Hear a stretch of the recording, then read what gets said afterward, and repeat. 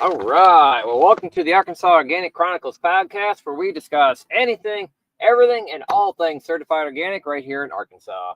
I'm Joe Hannon, production instructor at Calf Farm School, and with me is Luke Freeman, our top TOPP Transition to Organic Partnership Program Coordinator. Right? Yes. Yes. Howdy. Okay.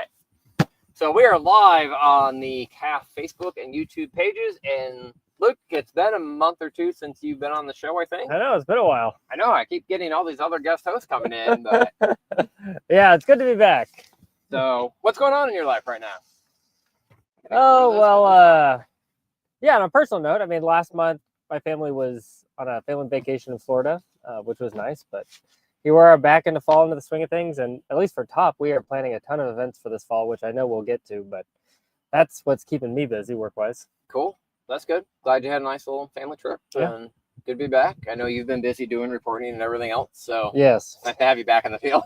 yes, exactly. So, well, cool. So today, Luke, I kind of wanted to take some time to talk about crop planning for next year and talk about cover crop choices leading into different crops that we grow here in Northwest Arkansas, or Arkansas across as a whole here. I've got a few suggestions just based on looking at my crop plan for next year, or our crop plan here at CAF. Just thought I'd see kind of what you had. So yeah, great. I love talking about cover crops. That's kind of what I thought. You are my resident go-to nudge. Who do I need to talk to for this? So, all right. So we're looking at having spring cabbage here, probably in black plastic mulch, in 300-foot beds. What are your thoughts for good cover crops that we can plant this fall that would go into or be a good choice for that crop next year? Yeah, definitely. I mean, I think a few things come to mind initially, and then I have some questions for you. Okay. But things that come to mind are you want something that's not going to tie up nitrogen in the spring. Mm-hmm. So that's going to be a consideration in species. But also you want to be able to get into the field when you need to in the spring. So then my question for you is, when do you need to start doing field prep? Honestly, I think we're going to plant not super early on our brassicas. I'm trying to think. Late March, 1st of April, I think is when we are going to want to plant. So that means getting into the field and laying plastic about middle of March, basically spring break week. Yes. Okay. Yeah. So then it's just a counting back game, because if you're needing to lay plastic mid-March, you really want to terminate and incorporate the cover crops like late February. Yeah. Like give a good at least 3 weeks, especially in the spring when the soils are cooler. Mm-hmm. I would say like err on closer to 4 weeks for all that residue to break down if you really want to form some like nice tight beds and not have any residue puncture through the plastic. Yeah. So that's probably going to be the main consideration when it comes to choosing winter cover crops, is something that ideally I would say winter kills. Okay.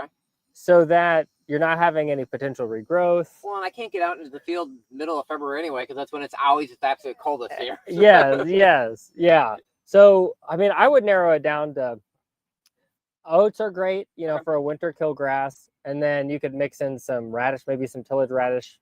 Or, another kind of like tender brassica that's going to winter kill. But brassica with... Oh, but then you've got that. Yes. Yeah. So you don't want to do that, actually. So maybe just the oat then, and not back mix it with anything. Yeah, and I'm trying to think if you could even get in a legume that's going to do much of anything. I don't see how it would do much good. No, because I'm thinking maybe winter pea, but you really don't get much growth on the winter pea in the fall. Yeah.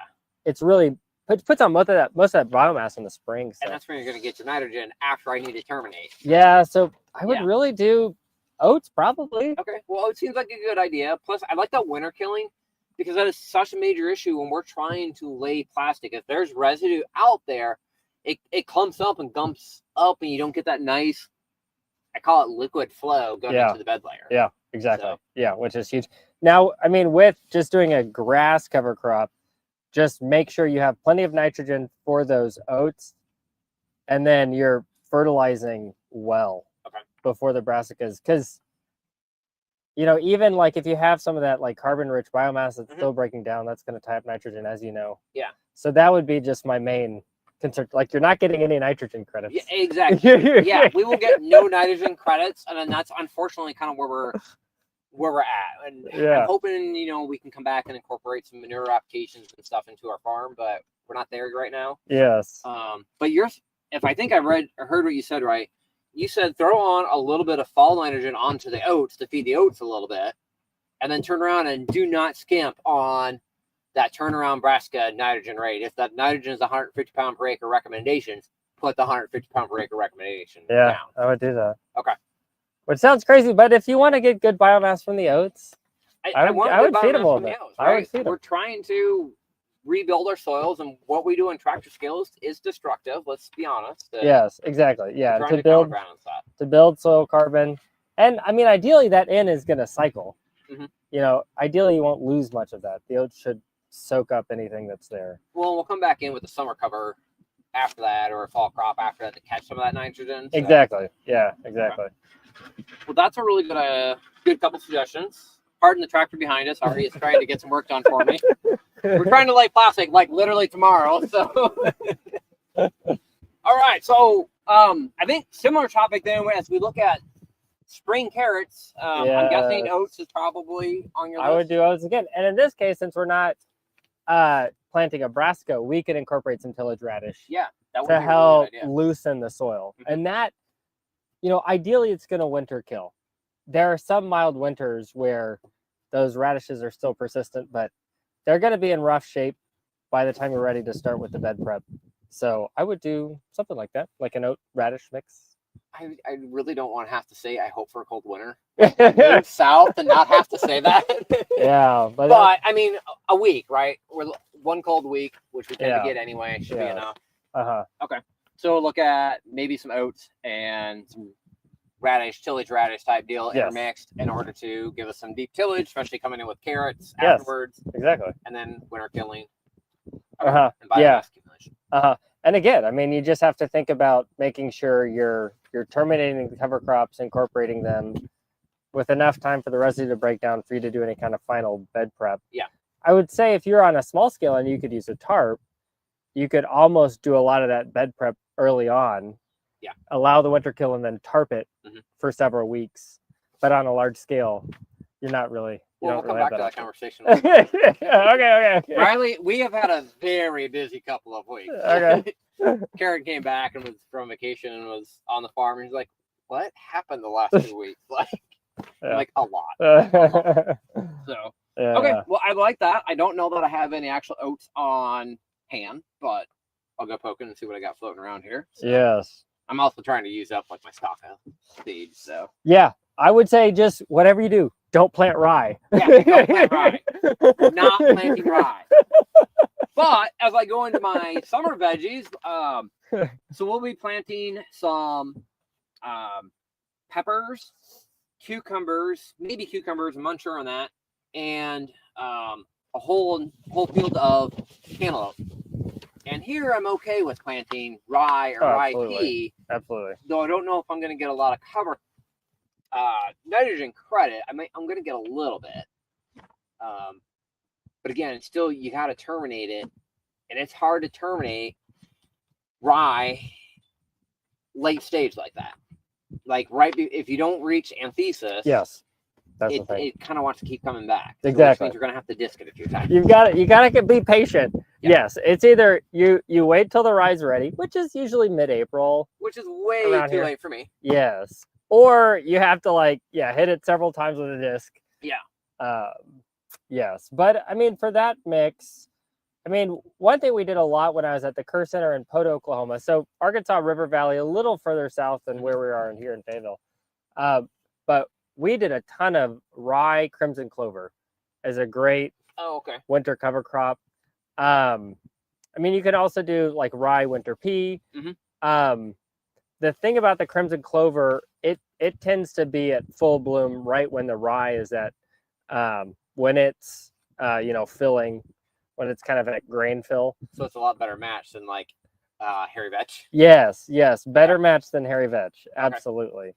Yeah, and we didn't really see much of that crimson clover coming back. So the timing of that was was really great. And crimson clover actually contributes a good amount of nitrogen. Okay. Like pretty similar to hairy vetch. Yeah. Maybe not as much as the winter pea, but I mean, I'd be happy with 40, 50 pounds. exactly. I would say 50 pounds would be Yeah, and I think that's good realistic expectation. and reasonable and kind of. It's similar to what other farmers and other research is kind of showing, so I think that's fair. But again, rye is just you got to get out there and you got to deal with it a few times. And if you don't wait until anthesis, then yes. So when would you need to terminate the rye for your planting? Trying to think. I've got first round of melons going in as early as April 20th if weather cooperates, or April 25th. I see. And then probably peppers. I think I back those off like May 1st or something like that. So probably early April you'd start. Probably early April. Yeah. Just I gotta have plastic, right? And so that's kind of. Oh, exactly.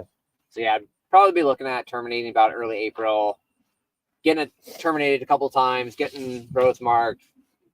We'll probably use chicken feather meal. I don't think we need a lot of additional nutrients. So, and then coming back in and lay plastic. So yeah. Okay.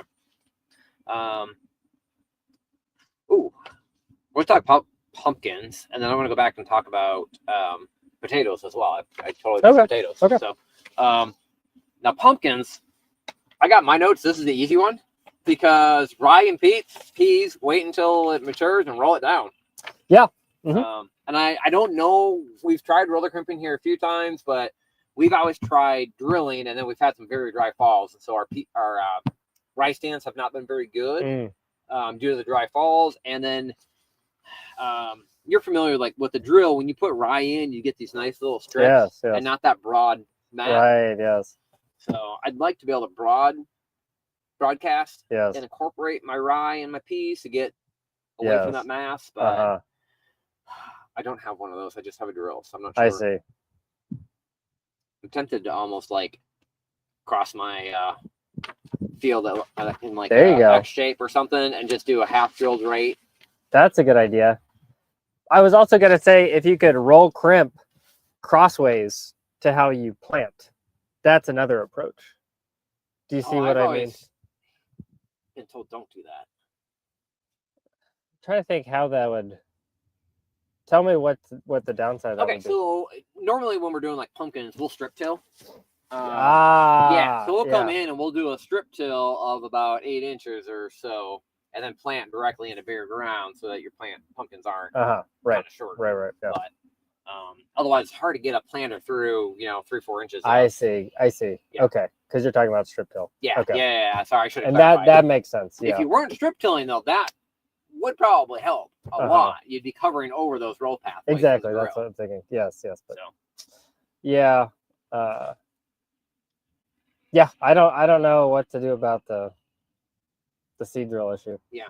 But yeah, I think rye peas is great in that scenario. The advantage of peas in the roll crimp scenario is they're going to roll crimp a lot better than say the crimson clover, which I was mentioning before. Yeah. Crimson clover has a tendency to kind of bounce back. Yeah. Same thing with vetch. Yeah. They're kind of springy. Yes. They'll come back. Where peas die. Like you roll crimp on, they're done. They're done. Yeah.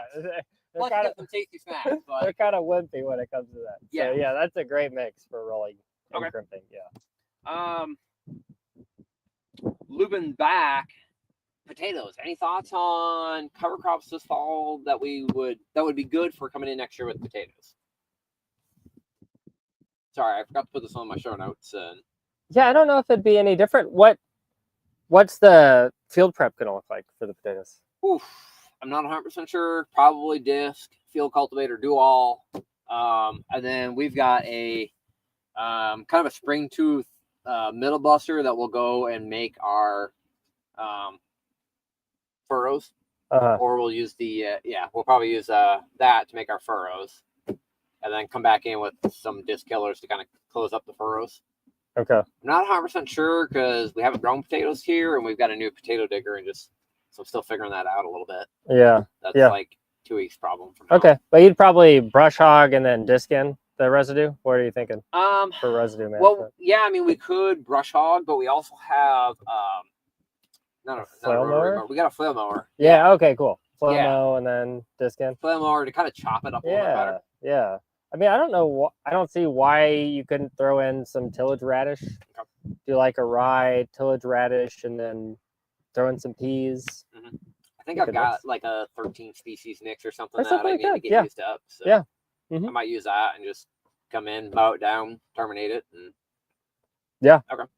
Exactly. probably not getting a whole lot of nitrogen credit off of that, but Yeah, and you don't want a ton of nitrogen going into potatoes, do you? I don't remember what the credit rate is Yeah. right offhand. Oops. I But forgot to put my mic on. that's something where I would imagine you could err on more of the nitrogen rich side, Mhm. working on improving soil, and then some like deep rooted, say like the tap rooted tillage radish, and then the fibrous roots of the rye. I think would be really beneficial for the Okay. potatoes. I would think. Well, that's probably what we'll try because again, that's kind of what I got on hand. So Yeah. it's just what we'll go with. I'm trying to use up like a bunch of odds and ends. It's just like, oh, we got a half roll of this and a half roll of that. We got a bag of this. Just like, There you go. Yeah, let's just use a bunch of that stuff up and get it out of here. that's a fun So, thing about cover crops. It can kind of be like cooking from scratch. You're like, A what do I little have in the bit. fridge tonight? Yeah, and that's honestly that's a lot of everything right now. We're just like we're starting to get our systems dialed in for production. So I'm just like, okay, I've got a little this, a little that. Let's just get this out of here now. Exactly. So I can stick with my gold standards and not have to like mess with like the actual crop production side. Yeah, and So, that's really the beauty of doing these cover crop mixes, Mhm. is that if you have a diversity of species, if maybe your germination rate on one species is not optimal, Yeah. you have all these other species that are going to compensate. you got so- something. So you got whether it's wet, whether it's dry, you Exactly. should get something. Exactly. Yeah. I think in the past years we haven't irrigated our cover crops where we've not seeded because we would have to irrigate. And I think this year, after having our fields open all winter long, like I don't care, we're gonna irrigate. Like Kaylin and I talked about this a bunch last year, and just like, oh, it's so much water with how dry we were, but Yeah. it just like some of our fields have been open now for a while. Uh-huh. It's just like, all right, we're gonna get the overhead out and Yeah. irrigate this Do what year. you got to do to get that biomass up. Yeah, I don't want to leave the fields open that long, and Yeah. so okay, so we'll probably go through and put a little bit of nitrogen across the field on all our cover crops. Do you have the same thoughts for, I mean, this was tractor scale that I was talking about, but same thoughts for small scale? Does anything really change there? Or? Okay, small scale, one fun option you have is instead of rolling and crimping, which can be hard on a small scale. Mhm. I mean, some people do like the We got 2x4 those, step yeah. down thing. Just takes a lot of time. I don't know if we have one here, but BCS makes a sickle bar mower. We do not. Okay. Nope. But yeah, this was something we did at the Kerr Center, is we would mow down cover crops with a sickle bar mower, and then we could rake the residue and plant, and then rake it back. Oh, okay. So it's almost like growing the mulch in place. Yeah. But you can move it around. You can slide it around a little bit, plant, and then slide it back. Exactly. Yeah, that would be that pretty worked easy to do. really well for us going into tomatoes, doing like a rye crimson clover cover crop, growing a lot of biomass, kind of rake it aside, do the bed prep, plant the tomatoes, rake it back. We were growing our own mulch. And especially in an organic scenario, it kind of can be worth growing your own mulch because it can be really hard to get good mulch that doesn't contain weed seeds. Right. Yeah. Or any other contaminant. We've got some round bells to go down the field, and they're loaded with weeds. Yeah, exactly. So that, and then the ability to tarp over a cover crop to deal with the residue breakdown. Essentially, the tarp can accelerate residue decomposition and kind of, leave that soil undisturbed. So if you do your bed prep before you plant the cover crop, you can kind of do minimal soil prep that way by using the tarp. So those are two things that are like tools you have in your toolkit on small scale that don't work on large scale. Yeah. You certainly couldn't rake, but very similar though, and that's why we do a lot of strip tills. You come through and you remove that 8-inch band or whatever, and then when you roll crimp down, like that band stays. You come back in with, an 8-inch sweep and just kind of slide it out of the way. Yes. So really nice if you got GPS in your tractor. A little harder to do without GPS. Yes, but exactly. That's a great option. So Cool. Anything else you want to talk about from a crop planting, cover crop? Thoughts? Well, since this is an organic podcast, I mean, Mhm. just mentioning that cover crops are a requirement. This happens every time. I know it does every time. But cover crops are a requirement in organic production systems. So as an organic grower, it's just important to think, where can you fit them in? Yeah. So just as you're doing your crop planning, just thinking about that being part of the crop planning flow. And I think cover crops can be intimidating because there are so many options. But if you kind of narrow it down to think, like, when do you need to get into the field? So do you want a cover crop that's going to grow kind of longer to the spring, like we were saying, the rye, clover, pea, or something that's going to winter kill so you can get into the field earlier in the spring? Those are kind of your two biggest decision factors. And then also, do you need nitrogen? Do you want to fit in a legume? What's the crop that's following, so you're not dealing with, say, like brassicas before brassicas? Those little decision points. It's really just kind of finding the crop that fits the niche. Yeah. But I think the most important thing is just being clear on what are your needs. Like, how much time do you actually have? Especially allowing at least 3 weeks between termination and planting. Yeah, especially fortunately, early season, that green residue should break down pretty quickly versus stemmy residue later with rye going into summer crops or something. Yes, exactly. Yeah. I know we talked to farmer over and on the other side of the state here. He's like, yep, I'm out there 3 or 4 times trying to get it terminated and getting it incorporated and broke down, and he's like, it just takes a bunch sometimes. Yes. And it's unfortunate. Yeah. Yeah. But yeah. Really good ideas though to think about. Do you need something quick and early in the spring to get out of there, or do you got a little time? Yeah, and also another thing is to really put some thought into what the fertility looks like in your soil planting those cover crops. You're actually relying on them to do some work for you on the farm. And so sometimes you have to, put a little money into fertility before planting those cover crops. Right. The cover crop is a crop, right? It's a crop. And so sometimes, yes, you do got to put some fertility in. And I have always kind of struggled with that. And then just sitting here this year, and I'm like, I'm going to plant pumpkins next year. I want that cover crop to look darn good. Yes. Okay, I guess I'm going to need to fertilize it. Yes. Yeah. Yes, exactly. I know. And that's where you just really have to kind of start with what end result do you want and then work backwards. Because with the pumpkins, that biomass production is critical.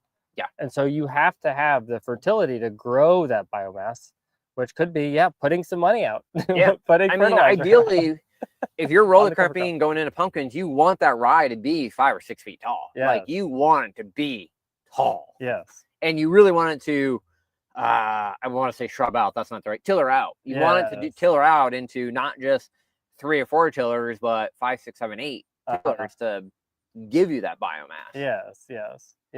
And ideally, most of that nitrogen's gonna be recycled. You'll lose a little bit of it because the residue is just sitting on the soil surface, but it's kind of like you're investing long term.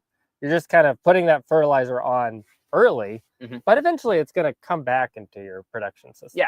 And you could even, if you need to do some P and K management, you could use something that is going to give you the NPK and get that taken care of in the fall. Yeah. So it's there and ready to go in the springtime. So you're just worrying about nitrogen come next spring. Yeah. Exactly. That's a very good point. Especially if you're doing a roller crimper situation. Yes, absolutely. You have limited cannot incorporate for putting stuff down. Yeah. Okay, that also means I need to get my soil sampling done here in the next couple of weeks. Another thing to add to the to-do list. Yeah, because I think I've got a October 1st goal for getting cover crop started here. So. Okay, yeah, that's good. Because rain, who knows, whatnot, may or may not get done on time. So. Yeah, that's another important thing, planting them on time. I would say mid-September, to early October. That's kind of, October is starting to push it. Yeah. Oh, no, I don't think so. Not for rye. Yeah, you can get by. You can get by with rye. Yeah. Yeah. Maybe I need to get moving on the others a little bit though. Just I gotta get crop planting done, but okay. But yeah, Well, but it's hard. Let's just move on from that. All right, Luke. Moving on. Yes, I got to get my butt moving on some stuff. Okay, message received.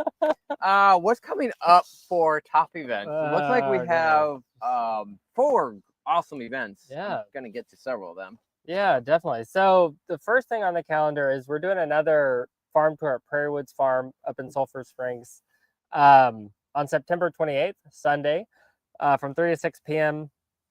And the topic of this farm tour is going to be talking about organic inputs, sourcing organic amendments, and you'll even have the opportunity to talk with other farmers about maybe going in together on a bulk buy. Yeah, so Prairie Woods Farm, September 28th, Sunday, 3 to 6 p.m. It'll be really nice to be at Jeremy's, talking to Jeremy, and it's not 100 degrees outside. Yeah, exactly. I know. It seems like every time we go there, it's so freaking hot. Yes. Yeah, so the weather should be beautiful. And he just has such a beautiful farm. He does. I'm really looking forward to seeing it more his fall scenario rather than that transition summer to fall. Right. Yeah. Should be kind of cool. Yeah. And then shortly after that, this is exciting. This is actually an event led by one of our partners in the top program in Arkansas, the Natural Soy and Grain Alliance. They're putting together an organic grain growers meeting October 7th in Kibler. So at the Arkansas Vegetable Research Station down in Kibler. I think the address is actually Alma, but anyway, Kibler, Alma area. So that's going to be relevant for anyone who is interested in organic grain production or organic grain markets, really focused on that, which is exciting for us because we're really trying to grow our top activities beyond just kind of the fruit and veggie zone that we're so used to here at CAP. Yeah, hopefully I'll have either Lanny or Kelly that are involved in that that meeting on a podcast here and maybe next week to give us a little more details on what's going on down there. Okay, yeah, so that'll be great. Yeah, trying to get that scheduled now. Awesome. And I know they've been on the podcast several times before, so people can look up those episodes. Okay, then in October, we're doing another organic farm tour. This one's at Rocky Comfort Farm, which they're in Elkins. They sell at the Fayetteville Farmers Market. They're actually certified naturally grown, but they are actively transitioning to certified organic production. They're part of the mentorship program. They're paired with Brendan from Snugglebug Farm as their organic farmer mentor. That's really exciting because organic production is part of their DNA. It just hasn't made sense for them to become certified organic until now. And Cody of Rocky Comfort's really excited to talk about some organic weed control strategies he's developed for bindweed, Johnson grass, other persistent weeds. But then he'll also be able to talk about what it looks like to go from certified naturally grown to USDA certified organic. And then he's also participating in our organic inspector training. So he'll be able to talk about that as well. That'd be great. We have not been there before, so I'm really looking forward to going to that one and just seeing a totally different farm than what we typically have gotten to visit. So that'll be a lot of fun. That'll be great. Very happy that he's kind of signed up for almost all the programs we're offering. A little bit. So that's great. It's great. And then the last thing to mention today is we're doing an extension and service training. So this is really targeted at, extension professionals. It's an organic farming 101 workshop in Searcy on November 4th, which really just goes over what it looks like to operate an organic farm. We're going to have Firelight Farms, Corey Babb, also Holy Cow Farms, Ryan Pace, and then Sean Peebles from Peebles Organic. They're all going to come. So you'll get to hear from an organic veggie grower, an organic livestock producer, and then organic grain grower. Oh, wow. And it's really just going to be a summary of, this is what it looks like to operate organic farms, kind of across the board. For those who maybe are unfamiliar yet on like what organic farming actually looks like, And we'll be doing a tour of Firelight Farms and also a tour of Holy Cow Farms in the afternoon. So Okay. that's November 4th in Searcy. Since it's an in-service training, UADA employees can sign up through the in-service training portal, and links to all of that is on our website, arkansasorganicag.uada.edu. Just go to the events page. Cool. And all the links will be there. Cool. Yeah. That sounds like a lot of fun. Yeah. That's a lot of fun events. So. Yep. Cool. Well, I mentioned that you had been gone for a little vacation. Karen had been gone. Like, a lot has changed here at CAP the last couple of weeks. And one of the things that's been in the back of my mind all summer long, and I finally had a chance to start working on this, and had a Zach, one of our students in farm school, helped me out a lot, and Ari helped out quite a bit, and Riley gave me a little bit of land to use over here. But looking at taking a small tractor and incorporating it into your small hand tool scale farm without changing any of your bed or any of your systems. And so you and I have talked about this. Riley and I have talked about it. Kaylin and I, like, we've all talked about this.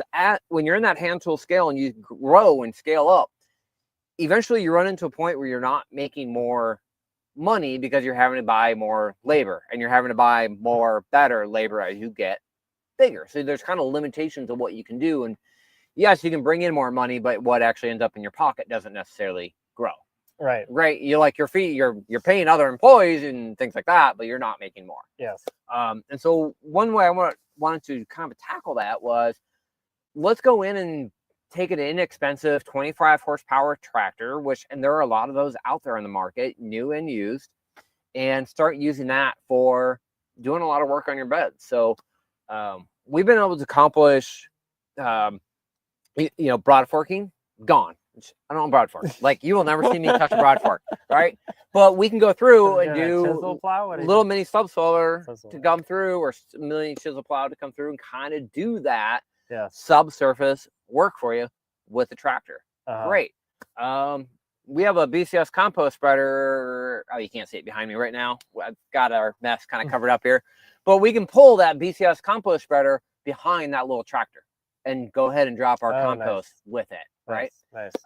So then we got a little 4-foot disc, so we can go through and incorporate that nutritional media into the ground, just like you would a power harrow on a BCS or a tilther, and incorporate it, kind of rough up the ground a little bit. And then we have a bedder that we can pull through, made by Buckeye, which is fairly inexpensive bedder, that'll make and re-pull a 30-inch bed. And you go walk down into our small scale field, you can't tell which ones were pulled by a tractor and which ones weren't. Oh, wow. Versus, coming back through with the BCS and the rotary plow to kind of kick up and make your beds. Right. We're doing it with a disc and a bedder. Oh, wow. So kind of at a fraction of the price, really. Which tractor are you using? So right now we're using our John Deere 900 high crop, just because that's the only one we have set for narrow wheels. But we could have done it with our Pharma 140 before we reset the wheels. We could have done it with our Kubota L245H. You can do it with a brand new Kubota B series or a new Kubota L2502, or any of the used tractors from the last 40 years that are in that 25 horsepower range. Just as long as they got the ag tires, not the R4 tires. So you need that narrower ag tire. I see. And so we've got 30-inch beds here at CAF. We've got I think an 18-inch pathway, and that leaves plenty of room to go through and do your bed prep, all that good stuff. I'd like to be able to find a 4-foot mower to go through and mow residue then. Oh, nice. And then we can also, so we have a Jane Gang seeder that we use for our carrots in our tractor scale field.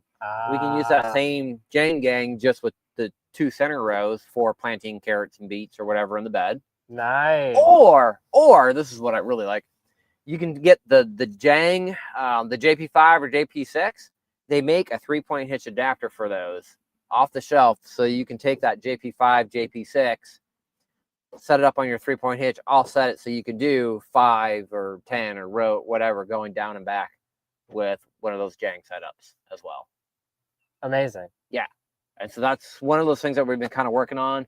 I think Riley and Ari and I and Nathan are going to keep kind of finagling with that system and actually kind of incorporate that as one of our field blocks next year on small scale will be tractorized Wow. as much as we can. You know, I mean, you're still going to be tarping maybe by hand. You still might be covering with row covers and stuff by hand and harvesting obviously by hand. But so it's kind of best of both worlds in a way. it incorporates some of that. Yeah. And so are the tractor operations replacing anything that would have been done by a 2-wheel walk behind tractor? 100%. Yeah. Okay. So when you're buying that BCS tractor, and if you've got an acreage, you may still also need a small tractor and loader and things around your farm, right? So you have the compost spreader. We'll put a jack stand underneath it, use your tractor and loader to fill that up, and then hook up to it with the tractor, and then go spread your compost, and then rinse and repeat. So you're not hand digging, right? Yes. And then, yeah, it would be entirely getting rid of the BCS. So this would be in lieu of. Yes. But, you know, the nice thing with a little 25 horsepower tractor, like say I buy an $8,000 John Deere 850 40-year-old tractor right now, and I pay $8,000. Not even that. I pay $6,000, $7,000 for it. Cool. 5 years from now, it's still worth $5,000, $6,000, $7,000. Like your investment, you basically can get your investment back out of it. So, whereas a BCS, like you buy that new, you're taking that depreciation hit right off the bat. Yes. So, or if you don't want old equipment, and you still want a 4-wheel tractor, you can buy a new tractor that still works, and they're very economical because you can get a hydrostat, you can get a direct gear drive tractor, and very functional. And to me, where it seems like you're really saving money is the implements, because I mean, with the full-size tractor, you're able to take a lot of implements that'd be, you know, on the tree line, off the shelf, tree line you know? Exactly, yes. All those one-row implements that are 40, 50, 60, 70 years old, exactly, you can use those, right? Yeah. You can get you're probably not going to use moldboard plow, but you can get a one-row subsoiler. You can go to Tractor Supply and buy something for fairly low cost. Yes. Or like Buckeye makes small disc, small mulch layers, small bed makers and all that for that 25 to 35 horsepower tractor, and they're very, very affordable. Yes, there's that. And then also another advantage I can see is that it creates a bridge for then you to scale up. Exactly. You can then take that same equipment on those 100-foot beds and make a 300-foot bed if you want. And I think as we look at transitioning across the farm here, we're going to do some of that. We're going to keep and manage some 300-foot beds with that same equipment. Yeah. Just to kind of show that, yeah, it can be done and you can scale up. Right. Or if you want to go from 30-inch bed, 100-foot long, change out the wheel spacings, and now you can do 300-foot beds or 300-foot long beds or whatever at 48-inch wide beds for like high-intensity carrots and greens and other stuff like that. Right. With the same tractor and really not changing out any equipment. Yes. Yeah. So allows you to. Yeah. The other thing on that is you're not changing your system, right? Right. So when you go from a hand tool scale system, a lot of times, like you may get a BCS or you may get a walk behind, like a Tillmore Power Rocks or any of the other brands. You have to change your system. You can't use the same system as you go up to that 2-wheel walk behind tractor. And then when you go to a 4-wheel walk behind tractor, you've changed the system again. Right. So you've now made 3 system investments in equipment, time, and learning curve. Yes. And if we can take that down to 1, because you can scale that up to 5 acres on that same system, or 2, but you can do that basically with the same equipment and with just some minor changes. Yeah, that's awesome. Yeah, so it's taken us a couple weeks of kind of finagling some stuff, but I mean we've kind of knocked that out in a couple weeks and have a pretty good handle on that already. So I'm pretty stoked about that. To see more of that next year. Yeah, that's very cool. It's a great development for CAF. Yeah, I think so, and I think it's really practical and feasible for a lot of our students that come through here and a lot of the other farmers that are here in Arkansas to be able to take that and run with it. And like I said, a lot of people own an acreage that also need to mow or need to chop trees or pull trees or all sorts of this other stuff that you kind of need a tractor for anyway. So why not get one tractor to do kind of your farming and like your farm maintenance? Exactly. Yeah, makes sense to me, Joe. Yeah. And it's, you know, way cheaper than, you know, that $75,000 New Holland Workmaster that we drive around. So, you know, there's that. Right. All right. Well, I think we should probably wrap up. We're almost 45 minutes in here. Do you have any last comments that you want to make from today's discussion, Luke? Let's see. Well, I'll just say that, you know, if anyone's listening and they're interested in getting assistance transitioning to certified organic, we're always happy to provide technical assistance. But also we'd love to match you with an organic farmer mentor. We still have plenty of spots available for that. So yeah, just to call out to anyone who would like assistance transitioning to organic. I mean, what I'm starting to do, I'm starting to look at us kind of rounding the corner on the final season of the top program, as sad as it is to say this. But I mean, the reality is this time next year, we're really going to be winding things down. Yeah. So just, again, to all the listeners, if this is something you're really ready to make that transition to organic, we'd love to help you. You know, fall, winter is a great time to start thinking about the OSP. And we'd love to help you in any way that's relevant to your operation. Take advantage now while the funds are available, because we don't know if there will be more funds or not. Exactly. So yes. Take advantage, because there's a lot of support. And honestly, like, Arkansas is awesome. We've had so many folks kind of buy in and just be willing to help and be mentors and be mentees. Exactly. Yeah, we still have many mentors who haven't been matched with mentees. So yeah, there are awesome. spots. That's awesome. So, well, I'm just going to say I'm grateful for some rain last week and now a little bit of dry weather to get my cover cropping in and get our fall brassicas. We got some late fall brassicas and carrots and odds and ends going in. So I'm grateful for a good week to knock a bunch of that out. We've got a fertility short course September 16th and 17th. And which is next week, yes? Yes, next week. Yep. I already have my curriculum is done. Oh, good. It is done. Ari and I wrapped it up yesterday. Good. My session is not done. So okay, we'll I need to get to work on it. By the way, I need to email you on that. So anybody, thanks for putting up with Luke and I. Thanks for listening. If you're just logged in, I'll get this recorded and posted on the regular podcast site so that you can listen to the full episode. Lots of good stuff there. And we'll be back live on October 14th. Again, Tuesday at noon. We'll deal with the noon 30 siren, and we'll see you all soon. Thanks very much for listening. And Luke, thanks for joining us today. Pleasure as always. Okay. Take care, everybody. Bye, everybody.